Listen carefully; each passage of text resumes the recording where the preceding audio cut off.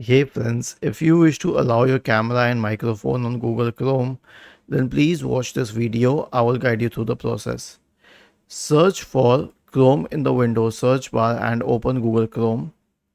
Click on these three dots at the top right corner and select Settings. Now search for the word Permissions and then go to Site Settings. Now you can select the camera and you can check this option sites can ask to use your camera. This is the maximum permission. You cannot give a blanket permission for all sites to use it without even asking, because that can become a security issue. Now, as for the microphone, the settings are very similar. You need to select the right microphone and then you can choose this option where sites can ask to use your microphone, or you can completely disallow, whatever you prefer.